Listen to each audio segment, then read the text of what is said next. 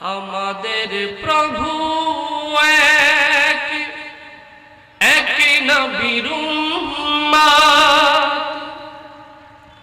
জীবন বিধানে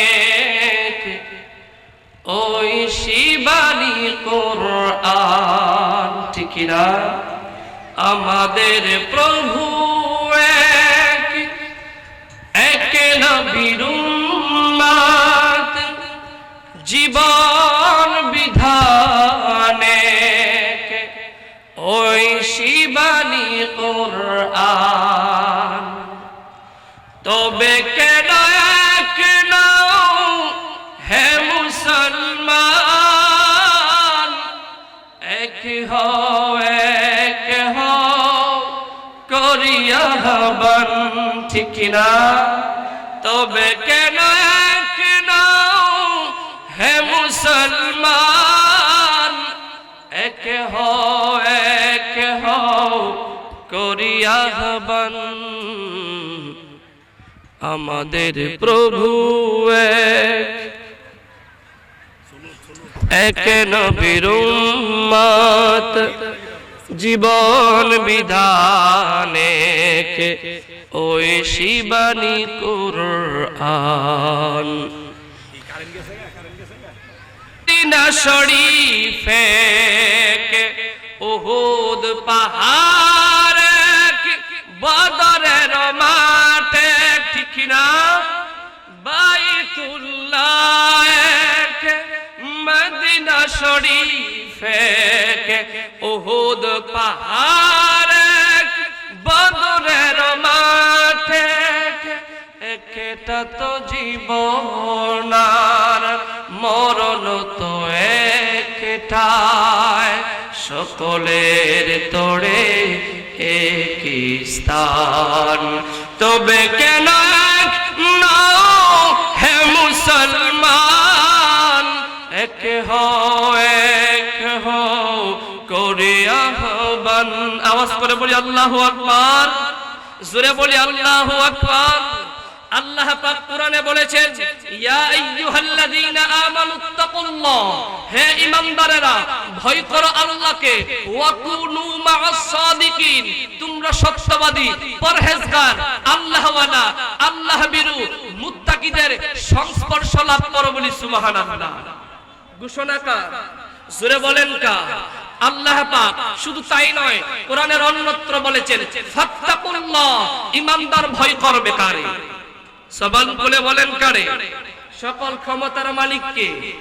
আওয়াজ করে বলেন কে? আল্লাহ। সেই আল্লাহ বলেছেন ফাত্তাকুল্লাহ ওয়া আসলিহু যাতা বাইনিকুম ওয়া আতিউল্লাহ ওয়া রাসূলাহু ইন কুনতুম মুমিনিন। আল্লাহ বলেছেন ভয় করো আল্লাহরে, নিজেরা পরিবর্তনের নিয়তে ইসলাহ হয়ে যাও। তারপরে আল্লাহ বলেছেন আল্লাহ এবং রাসূলুল্লাহর ইতাআত অনুসরণ অনুকরণ ছাড়া পরিপূর্ণ মুমিন হওয়ার কোন সুযোগ, কথা বলেন সুযোগ?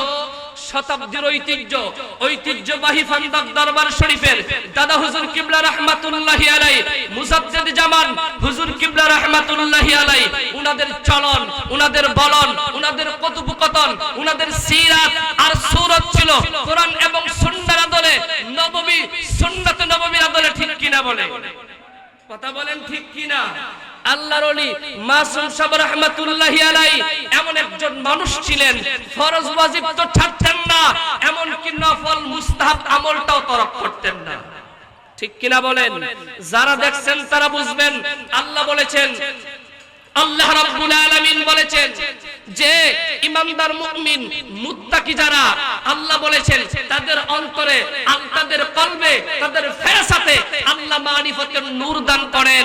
সেই মারিফতের নূর লাভ করে আল্লাহর ওলিরা হাজারো লক্ষ মানুষকে অবলোকন করার সক্ষমতা দান করেন। জোরে বলেন না কে? আল্লাহ রাব্বুল আলামিন হুজুর কিবলা ফান্দাউকি রাহমাতুল্লাহি আলাইহি কেমন বড় তক্কার ওলি ছিলেন। আল্লাহ পাক তার বান্দারে কতটা ক্ষমতা দান করলেন। আল্লাহর ওলিগণ যখন ইন্তেকাল করে, ইন্তেকালের পরেও তাদের ক্ষমতা বাড়ান কে? জোরে বলেন কে? 2008 সালে হুজুর কিবলা রাহমাতুল্লাহি আলাইহি পর্দার আড়ালে চলে গেলেন। লক্ষ লক্ষ মানুষের অন্তরে, লক্ষ লক্ষ মানুষের হৃদয়ে আজও অম্লান হয়ে হুজুর কিবলা অবস্থান করছেন, ঠিক কিনা বলেন?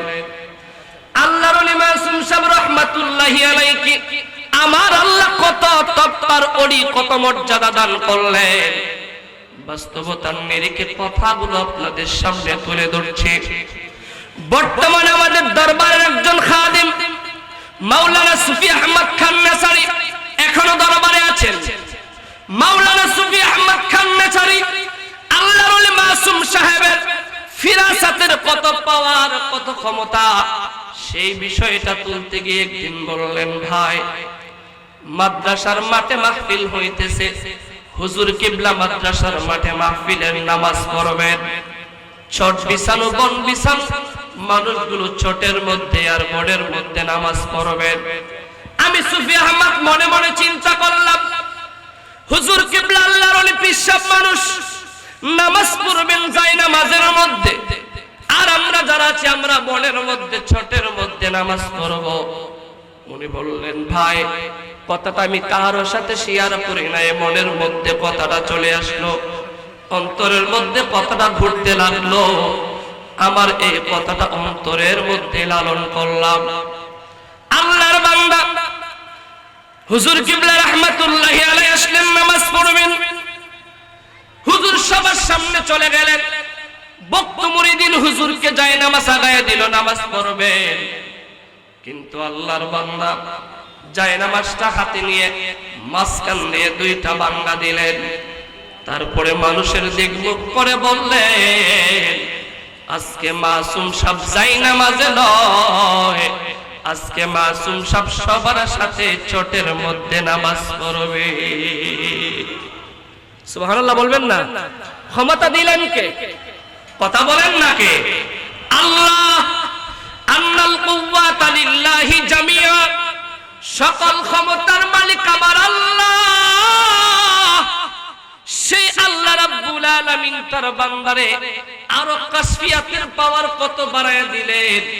আল্লাহ কোরআনে বলেছেন, আল্লাযীনা আমানু ওয়া কানু ইয়াত্তাকুন,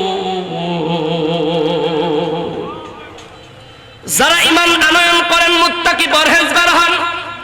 ঈমানদার মুমিন ঈমানের পরে মুত্তাকি পরহেজগার হওয়ার কারণে আমার আল্লাহ বলেছেন, দুনিয়াতে টেনশন নাই, দুনিয়াতে ভয় নাই, মৃত্যুর পরে হাসর ময়দানে টেনশন করতে হবে না।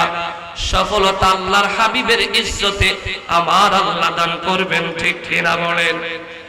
আল্লাহর ওলি মাসুম সাহেব রাহমাতুল্লাহি আলাইহি ইন্তিকাল করলেন, মাজার শরীফের মধ্যে পর্দা করলেন, জমিনের মধ্যে হুজুর নাই। মাধবপুর বাটে সন্ধ্যা দিলেন, মাওলানা নুরুল ইসলাম মাস্টার, নুরুল আমিন মাস্টার, ওনার বাড়িতে মাহফিলে গেলে উনি কথাটা আমার সামনে তুলে ধরলেন। উনি বললেন, হুজুর আমার মুর্শিদ জমিনের মধ্যে জীবদ্দশায় নাই, কেউ মনে করতে পারেন আমি আখতারুজ্জামান মাসুমি চাপার সুরে কথা বলছি। ওয়াল্লাহি রাব্বিল কাবা, কাবার মালিক আল্লাহর কসম করে বলি, দালালির জন্য নয়, দলালির জন্য নয়, আল্লাহর ওলিদের পাওয়ার আল্লাহ দিয়েছেন। আমরা চাইলেও বিরোধিতা করলো কমানোর কোনো সুযোগ, কথা বলেন, সুযোগ। উনার কথা হুবহু আপনাদের কাছে তুলে ধরছি। মাওলানা নুরুল আমিন বললেন, রাত্রের বেলায় আমি ঘুমিয়ে গেলাম, গভীর ঘুমে আচ্ছন্ন, হুজুর জমিনের মধ্যে নাই। আমি ঘুমের মধ্যে স্বপ্নে দেখলাম আমার মুর্শিদে বরহ আমার দরজার সামনে দাঁড়ানো। সুবহানাল্লাহ বলবেন না? আমি ঘুমের ঘরে ঘরে ভিতরে হুজুর দরজার বাহিরে দরজায় আঘাত করছেন, করানারেন। আমি ঘুমের মধ্যে অবাক হয়ে গেলাম, হুজুর ডাক দিলেন, মাওলানা নুরুল আমিন ঘুমাইবা না, ঘুম থেকে জাগ্রত হয়ে যাও, বারান্দায় আগুন লাগতেছে, তাড়াতাড়ি আগুনটা নিভাইয়া দাও। মাওলানা নুরুল আমিন বলেন, আমি ঘুম থেকে লাফায়া উঠলাম, দরজা খুললাম, কিন্তু বারান্দার রুমে আমার ছেলেটা ঘুমাইতেছে। দরজা ভিতর থেকে বন্ধ করা। আমি তো চিন্তায় পড়ে গেলাম, স্বপ্ন কি দেখলাম? সন্তানটা তো ঘুমের মধ্যে আছে বারান্দার রুমে। হুজুর, আমি হেজিটেশনের মধ্যে পড়ে গেলাম, দরজা খুললাম, কেউ নাই। আমার সন্তান বারান্দার রুমের মধ্যে দরজা আটকায়া ঘুমায়। সন্তানটা অনার্সে পড়ে। সন্তানটা বললেন, আমার হুজুর, আমিও ঘুমের মধ্যে স্বপ্নে দেখলাম আমার দাদাজি আমাদের বাড়িতে আগমন করেছে। দরজার বাহির থেকে কোরআন আর আল্লাহু আকবার বলেন, আল্লাহু আকবার। দরজার বাহির থেকে কোরআন আর দরজার বাহিরে কোরআন আর কারণে ঘুমের মধ্যে আমি জাগ্রত হয়ে গেলাম। আমার দাদা আমার ডাকদা বললেন, নাতি ভাই ঘুম থেকে জাগ্রত হয়ে যাও, আগুন ফায়ার বিস্ফোরণ হওয়ার সম্ভাবনা আছে, তাড়াতাড়ি বন্ধ করো। হুজুর, আমি ঘুম থেকে জাগ্রত হয়ে দেখলাম আমার মাথার পাশে যে কয়েলটা জ্বালিয়েছিলাম, কয়েলটার আগুনটা এত নিকটবর্তী হয়ে গেছে, আর একটু সামনে বাড়লে কারেন্টের সুইচ বোর্ডের মধ্যে আগুনটা লেগে যেত। কারেন্টের সুইচ বোর্ডের মধ্যে যদি আগুন কয়েলের লাগতো, কারেন্টের আগুন আর কয়েলের আগুনের সংমিশ্রণের কারণে রুমের মধ্যে ফায়ার ব্রাস্ট হয়ে যেত, আমি মরার সম্ভাবনা ছিল। ঘুম থেকে লাফ মেরে উঠলাম, টান দিয়ে আগুনটা বন্ধ করলাম।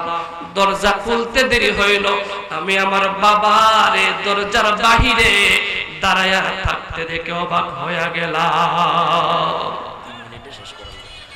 আল্লাহর বান্দা মাওলানা নুরুল আমিন বলেন, আমি যখন দেখলাম দরজার বাহিরে আমার বাবা দাঁড়ানো, জিজ্ঞাসা করলাম, বাবা দরজার বাহিরে কেন?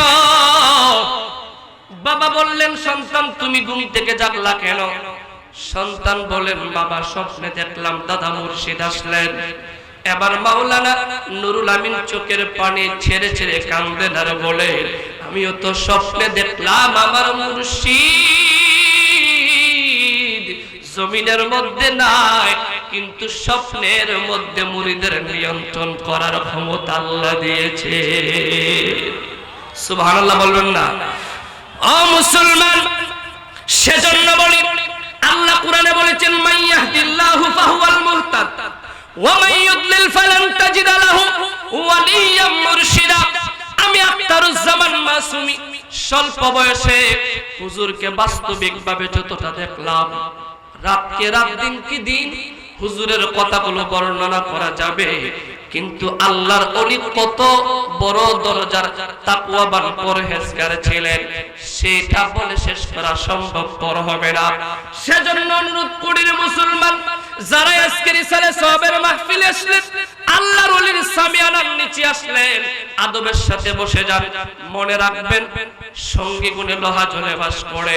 আমরা গুনাহগার হতে পারি, অপরাধী হতে পারি, কিন্তু আল্লাহর ওলিদের নেক তাওয়াজ্জু, নেক দৃষ্টি যদি আমাদের উপর পড়ে যায়, আমাদের আল্লাহ দয়া করে চাইলে ওনার হাবিবের ইজ্জতে আমাদের পুরা কপালটারে সোনার কপাল বানায়া দিতে পারে।